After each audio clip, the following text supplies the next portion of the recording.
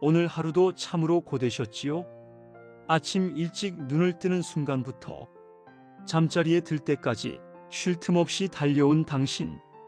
때로는 숨이 막힐 듯 답답하고, 때로는 눈물이 날 만큼 외롭고, 때로는 모든 것을 내려놓고 싶었던 순간들. 그 모든 순간들이 지금 당신의 어깨 위에 무겁게 쌓여 있나요? 괜찮습니다. 이제 잠시, 정말 잠시만 모든 것을 내려놓으세요. 깊게 숨을 들이마시세요.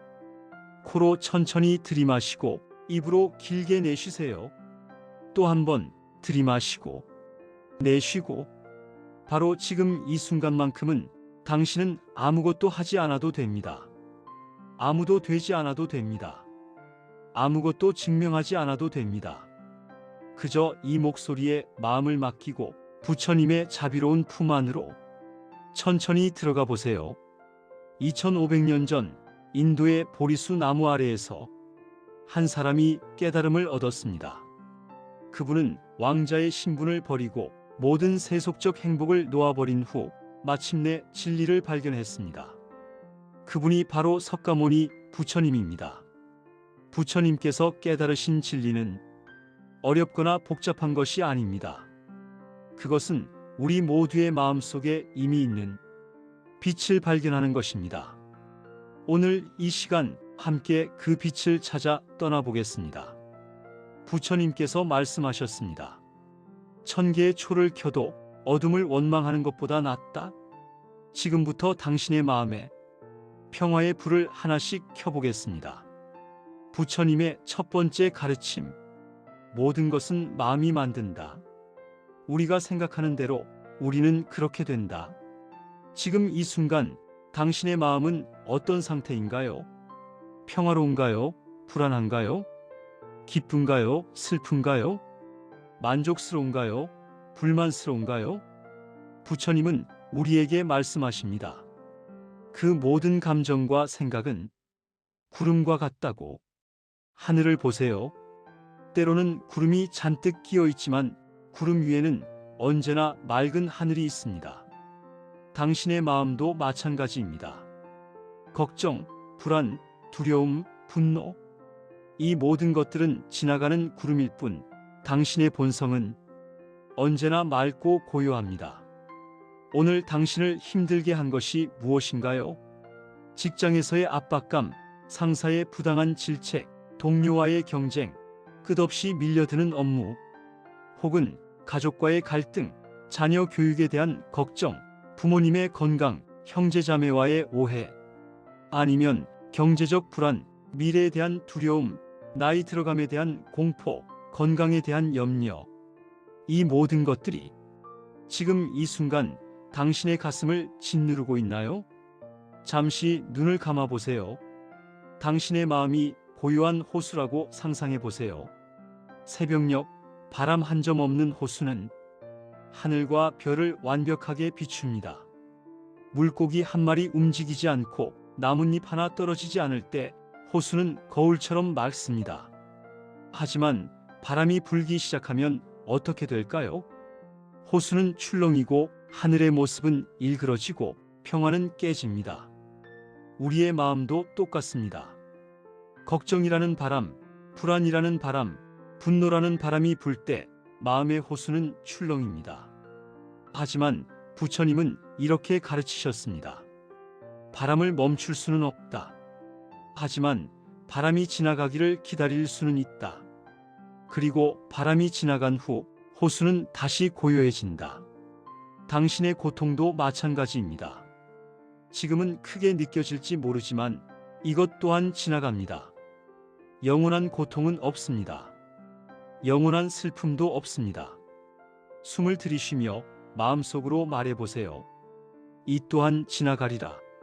숨을 내쉬며 마음속으로 말해보세요. 나는 지금 이대로 괜찮다.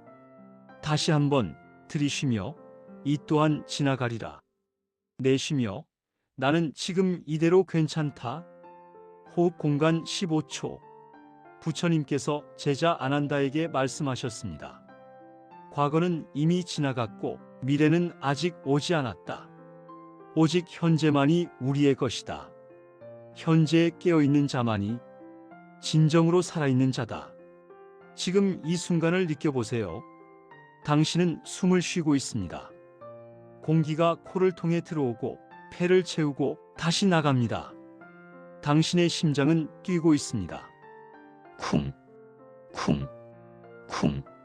당신이 의식하지 않아도 심장은 쉬지 않고 생명을 유지합니다. 당신은 살아있습니다. 이것만으로도, 이것 하나만으로도 충분히 감사한 일입니다. 어제의 실수를 후회하느라 오늘의 행복을 놓치지 마세요. 내일의 걱정을 하느라 지금의 평화를 잃지 마세요. 부처님은 말씀하셨습니다. 걱정은 내일의 슬픔을 덜어주지 않는다. 다만 오늘의 힘을 빼앗을 뿐이다. 부처님께서 깨달음을 얻은 후 가장 먼저 설하신 가르침이 있습니다. 바로 사성제입니다. 첫 번째 진리 고성제. 인생은 괴로움이다. 이 말을 들으면 어떤 사람들은 부처님의 가르침이 너무 비관적이라고 생각합니다. 하지만 잠시 생각해 보세요. 부처님은 인생이 괴롭다고 말씀하신 것이 아닙니다. 괴로움이 있다고 말씀하신 것입니다. 마치 의사가 환자에게 당신은 병이 있습니다 라고 말하는 것처럼 부처님은 현실을 직시하라고 하십니다. 우리 인생에는 분명 괴로움이 있습니다. 태어나는 고통, 늙어가는 고통, 병드는 고통, 죽음의 고통, 사랑하는 사람과 헤어지는 고통, 미워하는 사람과 만나야 하는 고통, 원하는 것을 얻지 못하는 고통, 얻은 것을 잃어버리는 고통. 이 8가지를 팔구라고 합니다. 하지만 부처님은 여기서 멈추지 않으셨습니다. 두 번째 진리 집성제. 괴로움에는 원인이 있다. 그 원인이 무엇일까요? 바로 가래, 즉 집착입니다. 우리는 너무 많은 것에 집착하며 살아갑니다. 돈에 집착하고, 명예에 집착하고, 권력에 집착하고, 외모에 집착하고, 타인의 인정에 집착합니다. 심지어 우리는 고통에도 집착합니다. 왜 나만 이렇게 힘들까? 세상은 왜 이렇게 불공평할까? 나는 왜 이렇게 운이 없을까? 이런 생각들이 머릿속을 맴돌 때 우리는 스스로를 고통의 감옥에 가둡니다. 부처님께서 이런 이야기를 들려주셨습니다. 한 어머니가 죽은 아이를 안고 부처님을 찾아왔습니다. 부처님, 제발 제 아이를 살려주세요. 부처님께서 말씀하셨습니다. 좋다. 하지만 한 가지 조건이 있다. 마을로 가서 죽은 사람이 한 명도 없는 집에서 겨자씨 한 줌을 얻어오너라. 어머니는 기쁜 마음으로 마을로 갔습니다. 첫 번째 집을 두드렸습니다. 죽은 사람이 있습니까? 네, 우리 할아버지가 작년에 돌아가셨습니다. 두 번째 집을 두드렸습니다. 죽은 사람이 있습니까? 네, 우리 딸이 어릴 때 세상을 떠났습니다. 세 번째, 네 번째, 다섯 번째. 마을의 모든 집을 다녔지만 죽은 사람이 없는 집은 단 한 곳도 없었습니다. 어머니는 깨달았습니다. 죽음은 나만의 고통이 아니라 모든 사람이 겪는 보편적인 경험이라는 것을. 어머니는 부처님께 돌아와 말했습니다. 이제 알겠습니다. 고통은 나만의 것이 아니었습니다. 부처님께서 미소 지으며 말씀하셨습니다. 그렇다. 고통을 개인적인 것으로 여기는 순간 우리는 더 깊은 고통에 빠진다. 하지만 고통이 모든 이의 것임을 알 때 우리는 자비심을 갖게 된다. 세 번째 진리 멸성제. 괴로움은 소멸될 수 있다. 이것이 바로 희망의 메시지입니다. 괴로움에는 원인이 있고 원인이 있다면 해결책도 있습니다. 마치 병의 원인이 있고 치료법이 있는 것처럼 고통에도 원인이 있고 치유의 길이 있습니다. 그 길이 무엇일까요? 네 번째 진리 도성제. 괴로움을 소멸시키는 길이 있다. 바로 팔정도입니다. 정견 마이너스 올바른 견해, 정사유 마이너스 올바른 생각, 정어 마이너스 올바른 말, 정업 마이너스 올바른 행동, 정명 마이너스 올바른 생활, 정정진 마이너스 올바른 노력, 정념 마이너스 올바른 마음 챙김, 정정 마이너스 올바른 집중. 이 8가지 길을 걸을 때 우리는 고통에서 벗어날 수 있습니다. 하지만 이것이 쉽지 않다는 것을 부처님도 아셨습니다. 그래서 부처님은 말씀하셨습니다. 천리 길도 한 걸음부터 오늘 한 가지만이라도 바르게 행하라. 부처님의 가르침 중 가장 중요한 것, 바로 무집착입니다. 집착이 모든 고통의 뿌리다. 집착을 놓으면 고통도 사라진다. 집착이란 무엇일까요? 그것은 무언가를 꽉 움켜쥐는 것입니다. 놓아버릴까 두려워하는 것입니다. 잃을까봐 전전긍긍하는 것입니다. 우리는 하루에도 수없이 많은 것에 집착합니다. 아침에 눈을 뜨면 오늘 일이 잘 될까? 마이너스 결과에 대한 집착. 거울을 보며 나이가 들어 보이네 마이너스 외모에 대한 집착. 출근길에 저 사람은 나보다 좋은 차를 타네 마이너스 비교에 대한 집착. 회사에서 왜 나는 인정받지 못할까 마이너스 인정에 대한 집착. 집에 돌아와서도 내일은 어떻게 될까 마이너스 미래에 대한 집착. 끊임없이 쉬지 않고 우리는 무언가에 집착합니다. 부처님은 이렇게 말씀하셨습니다. 손을 꽉 쥐면 아무것도 받을 수 없다. 손을 펴야 새로운 것이 들어온다. 지금 당신이 꽉 쥐고 있는 것이 무엇인가요? 놓아야 할 과거의 상처, 놓아야 할 원망과 분노, 놓아야 할 자존심, 놓아야 할 집착. 천천히, 아주 천천히 손을 펴보세요. 처음에는 두려울 수 있습니다. 놓으면 모든 것을 잃는 게 아닐까? 놓으면 내가 무너지는 게 아닐까? 놓으면 더 고통스러운 게 아닐까? 하지만 역설적이게도 놓아야 진정으로 얻을 수 있습니다. 부처님께서 이런 비유를 들려주셨습니다. 원숭이를 잡는 함정이 있습니다. 큰 항아리에 좁은 구멍을 뚫고 안에 바나나를 넣어둡니다. 원숭이가 손을 넣어 바나나를 움켜쥡니다. 하지만 바나나를 쥔 주먹은 좁은 구멍을 빠져나올 수 없습니다. 원숭이는 울부짖지만 바나나를 놓지 않습니다. 결국 원숭이는 잡히고 맙니다. 만약 원숭이가 바나나를 놓았다면 손은 쉽게 빠져나왔을 것입니다. 우리도 이 원숭이와 같습니다. 돈을 움켜쥐고 놓지 않으면 돈의 노예가 됩니다. 명예를 움켜쥐고 놓지 않으면 타인의 시선에 휘둘립니다. 과거를 움켜쥐고 놓지 않으면 현재를 살 수 없습니다. 부처님께서 말씀하셨습니다. 연꽃을 보라. 진흙 속에서 피어나지만 진흙에 물들지 않는다. 연꽃은 진흙을 원망하지 않습니다. 왜 나는 깨끗한 물에서 태어나지 못했을까? 라고 불평하지 않습니다. 오히려 진흙을 발판 삼아 더 아름답게 핍니다. 당신의 고통도 마찬가지입니다. 그것은 당신을 무너뜨리는 것이 아니라 더 강하게 만드는 걸음입니다. 실패는 끝이 아니라 새로운 시작입니다. 상처는 약점이 아니라 지혜의 원천입니다. 부처님께서 이런 이야기를 들려주셨습니다. 한 농부가 부처님께 찾아와 말했습니다. 스님, 저는 농사를 지어도 기쁘지 않고 가족이 있어도 마음이 편치 않습니다. 무엇이 문제일까요? 부처님께서 물으셨습니다. 무엇이 당신을 괴롭게 하는가? 농부가 답했습니다. 비가 너무 많이 와도 걱정, 비가 안 와도 걱정, 풍년이 들어도 가격이 떨어질까 걱정, 흉년이 들면 또 그대로 걱정입니다. 아내와는 자주 다투고 자식들은 말을 듣지 않고 이웃과는 경계 문제로 갈등이 있습니다. 제 인생에는 걱정뿐입니다. 부처님께서 고요히 미소 지으며 말씀하셨습니다. 그렇다면 당신의 문제는 농사도 가족도 이웃도 아니로구나. 바로 걱정이라는 집착이로다. 농부가 물었습니다. 그럼 어떻게 해야 합니까? 부처님께서 답하셨습니다. 비가 오면 비가 오는 대로 받아들이고 해가 뜨면 해가 뜨는 대로 받아들여라. 아내가 화를 내면 그 이유를 헤아리고 자식이 반항하면 그들의 성장통을 이해하라. 걱정을 놓으면 같은 상황이라도 다르게 보인다.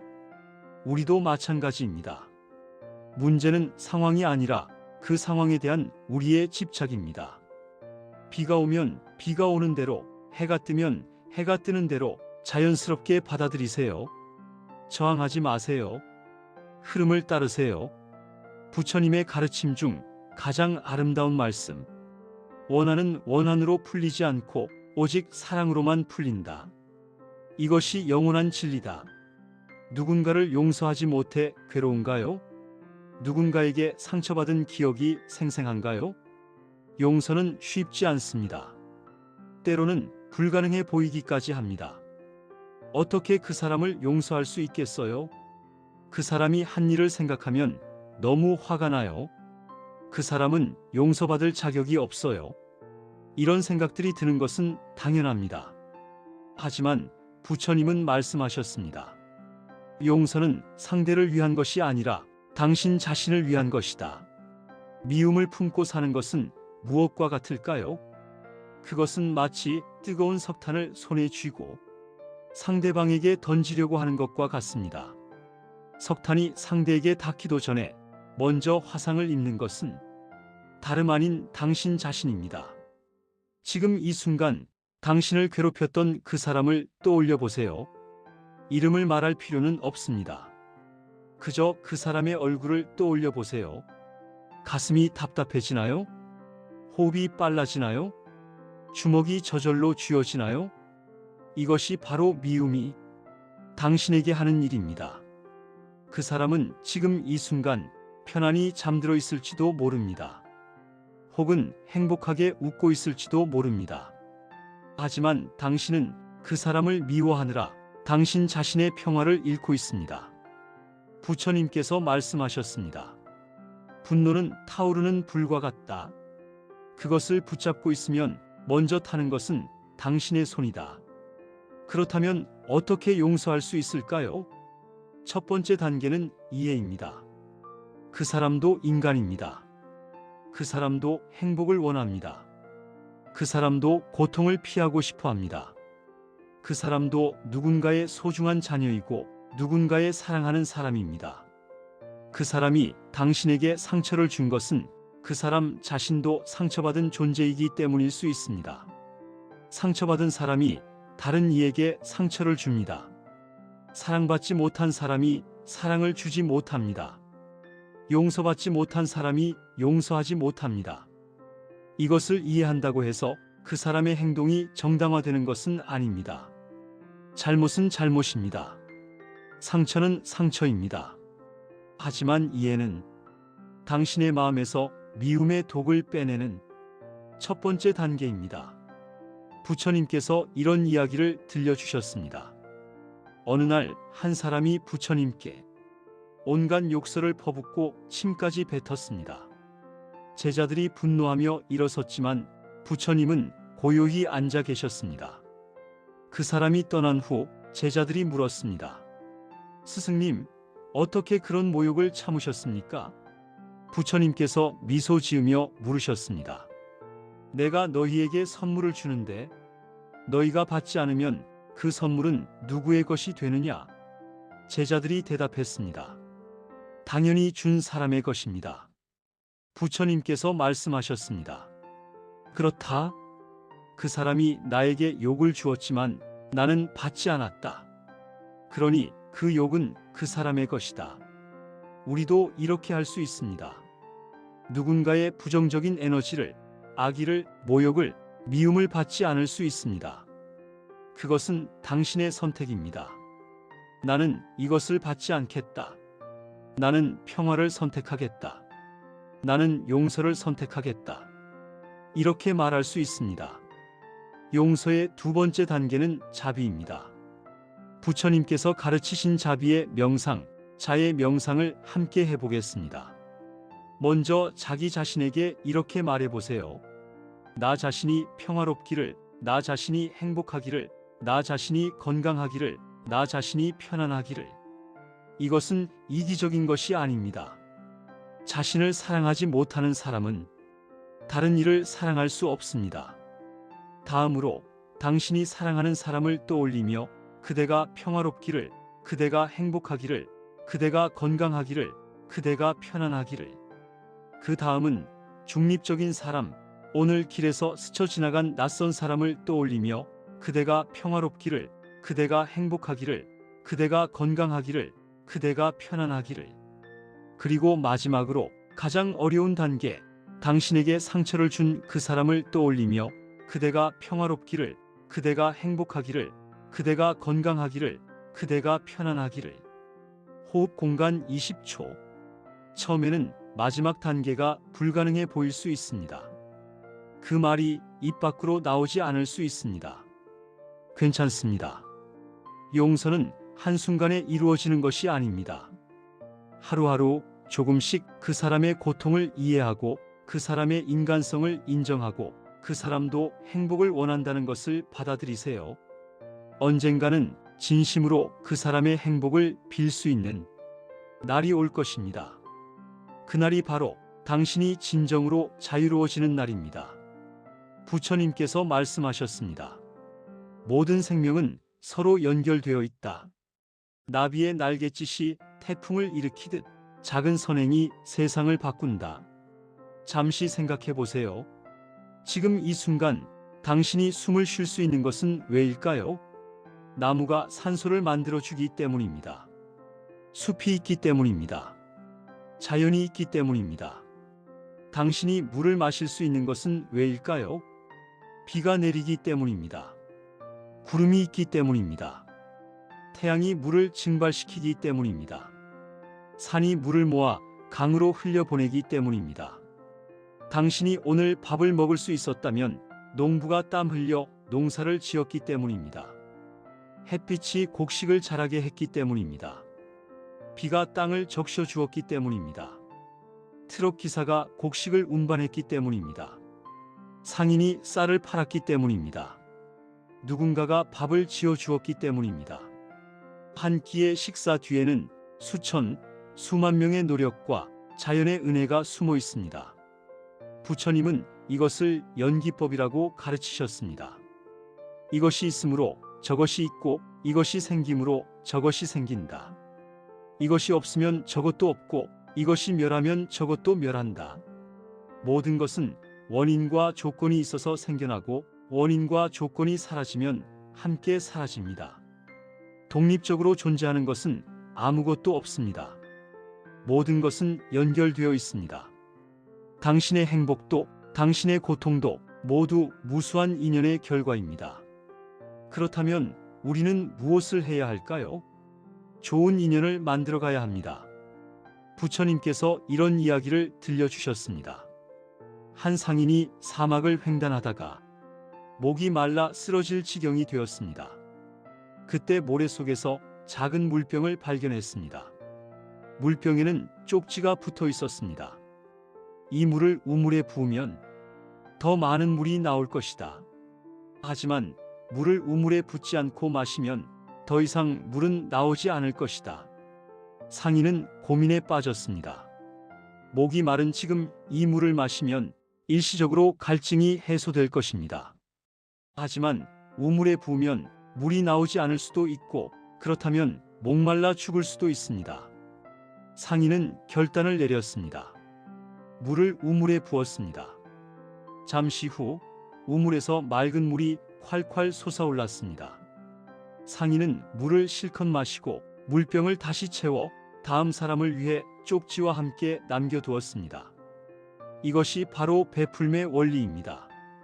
우리가 가진 것을 움켜쥐고 있으면 그것으로 끝입니다. 하지만 우리가 가진 것을 나누면 그것은 더 큰 것이 되어 돌아옵니다. 미소 하나, 친절한 말 한마디, 작은 배려 하나가 누군가의 하루를 바꿀 수 있습니다. 그리고 그 사람이 또 다른 누군가에게 친절을 베풀 것입니다. 이렇게 선행은 퍼져나갑니다. 호흡 공간 10초. 지금 당신의 삶을 돌아보세요. 감사할 것이 얼마나 많은가요? 아침에 눈을 뜰 수 있었던 것, 포근한 이불이 있었던 것, 따뜻한 물로 샤워할 수 있었던 것, 아침 식사를 할 수 있었던 것, 출근길에 버스나 지하철을 탈 수 있었던 것, 직장이 있다는 것, 일을 할 수 있는 건강이 있다는 것, 사랑하는 사람들이 있다는 것, 당신을 아끼는 친구가 있다는 것, 당신을 필요로 하는 누군가가 있다는 것, 오늘 하루를 살아낼 힘이 있다는 것, 호흡할 수 있다는 것, 생각할 수 있다는 것, 느낄 수 있다는 것, 모든 것이 감사입니다. 부처님께서 말씀하셨습니다. 감사하는 마음이 있는 곳에 행복이 꽃핀다. 불평하는 마음이 있는 곳에 고통이 자란다. 불평하는 마음을 감사로 바꿔보세요. 왜 이것밖에 없을까? 대신 이것이라도 있어서 감사하다. 왜 나만 힘들까? 대신 이 시련을 통해 나는 성장한다. 왜 아무도 나를 이해하지 못할까? 대신 나 자신이라도 나를 이해하고 사랑하자. 같은 상황이지만 마음가짐에 따라 지옥이 될 수도 천국이 될 수도 있습니다. 부처님께서 이런 비유를 들려주셨습니다. 당신 앞에 반쯤 물이 찬 컵이 있습니다. 어떤 사람은 말합니다. 반밖에 안 남았네. 곧 물이 떨어지겠어. 어떤 사람은 말합니다. 아직 반이나 있네. 충분해. 물의 양은 똑같습니다. 하지만 마음가짐이 다릅니다. 어느 쪽을 선택하시겠습니까? 부처님은 말씀하셨습니다. 행복은 외부에서 오는 것이 아니라 내면에서 만들어지는 것이다. 부처님께서 말씀하셨습니다. 삼천대천세계가 모두 불타도 한 생각 깨달으면 그 자리가 극락이다. 깨달음이란 무엇일까요? 많은 사람들이 깨달음을 어렵고 멀리 있는 것으로 생각합니다. 특별한 사람만 얻을 수 있는 것, 산속에 들어가 수십 년 수행해야 하는 것, 범접할 수 없는 신비로운 것. 하지만 부처님은 말씀하셨습니다. 깨달음은 멀리 있지 않다. 바로 지금 이 순간에 있다. 깨달음이란 있는 그대로를 보는 것입니다. 환상을 벗어나 실상을 보는 것입니다. 부처님께서 보리수 나무 아래에서 깨달으신 진리는 세 가지입니다. 첫째, 재행무상. 모든 것은 변한다. 영원한 것은 없습니다. 당신의 기쁨도 지나가고 당신의 슬픔도 지나갑니다. 당신의 성공도 일시적이고 당신의 실패도 일시적입니다. 당신의 젊음도 지나가고 당신의 늙음도 지나갑니다. 심지어 이 우주도 변합니다. 별들도 태어나고 죽습니다. 변하지 않는 것은 아무것도 없습니다. 이것을 받아들이면 우리는 자유로워집니다. 좋은 일이 있을 때 이것도 지나가리라라고 생각하면 교만하지 않습니다. 나쁜 일이 있을 때 이것도 지나가리라라고 생각하면 절망하지 않습니다. 둘째, 재범무아. 모든 것에는 고정된 자아가 없다. 우리는 나라는 것이 있다고 생각합니다. 변하지 않는 고정된 나가 있다고 생각합니다. 하지만 잠시 생각해 보세요. 10년 전의 당신과 지금의 당신이 같은 사람인가요? 몸의 세포는 모두 교체되었습니다. 생각도 달라졌습니다. 가치관도 변했습니다. 좋아하는 것도 달라졌습니다. 그렇다면 진짜 나는 무엇인가요? 부처님은 말씀하셨습니다. 나란 강물과 같다. 매 순간 변하지만 우리는 그것을 하나의 강이라고 부른다. 우리가 나라고 생각하는 것은 실은 끊임없이 변화하는 과정일 뿐입니다. 이것을 이해하면 나에 대한 집착에서 벗어날 수 있습니다. 내가 옳다는 집착, 내가 특별하다는 집착, 나를 인정해달라는 집착에서 자유로워질 수 있습니다. 셋째, 일체계고. 집착하는 한 괴로움이 있다. 이것은 인생이 괴롭다는 뜻이 아닙니다. 집착이 괴로움을 만든다는 뜻입니다. 집착하지 않으면 같은 상황도 괴롭지 않습니다. 비가 와도 비가 오는구나 하고 받아들이면 괜찮습니다. 하지만 비가 오면 안 되는데 라고 저항하면 괴로움이 생깁니다. 늙어가는 것도 나이가 든다는 것은 자연스러운 일이구나 하고 받아들이면 괜찮습니다. 하지만 늙으면 안 돼 라고 저항하면 괴로움이 생깁니다. 부처님께서 이런 비유를 들려주셨습니다. 강물은 쉬지 않고 흐른다. 그러나 강은 조급해하지 않는다. 산은 높이 솟아있다. 그러나 산은 자랑하지 않는다. 꽃은 아름답게 핀다. 그러나 꽃은 칭찬을 바라지 않는다. 자연은 그저 자신의 본성대로 존재합니다. 저항하지 않고 억지로 되려 하지 않고 있는 그대로 존재합니다. 우리도 마찬가지입니다. 있는 그대로의 당신으로 충분합니다. 더 나아지려고 애쓸 필요도 없고 다른 사람이 되려고 노력할 필요도 없습니다. 부처님께서 말씀하셨습니다. 1000개의 별을 부러워하지 마라. 당신 자신이 이미 빛나는 별이다. 다른 사람과 비교하지 마세요. 장미는 장미대로, 연꽃은 연꽃대로, 민들레는 민들레대로 각자의 아름다움이 있습니다. 장미가 연꽃을 부러워할 필요 없고 연꽃이 장미가 되려 애쓸 필요 없습니다. 당신은 당신으로 태어났고 그것만으로 완벽합니다. 부처님의 마지막 가르침을 기억하세요. 열반에 드시기 전 제자들에게 남기신 마지막 말씀. 모든 것은 변한다. 게으르지 말고 정진하라. 인생은 짧습니다. 시간은 흐릅니다. 오늘은 다시 오지 않습니다. 그러니 지금 이 순간 최선을 다해 살아가세요. 과거를 후회하느라 시간을 낭비하지 말고 미래를 걱정하느라 현재를 놓치지 마세요. 바로 지금 이 순간에 충실하세요. 부처님께서 말씀하셨습니다. 자신을 등불로 삼고 자신을 의지처로 삼아라. 다른 것을 의지처로 삼지 마라. 답은 밖에 있지 않습니다. 답은 당신 안에 있습니다. 고요히 마음을 들여다보세요. 그곳에 모든 지혜가 있습니다.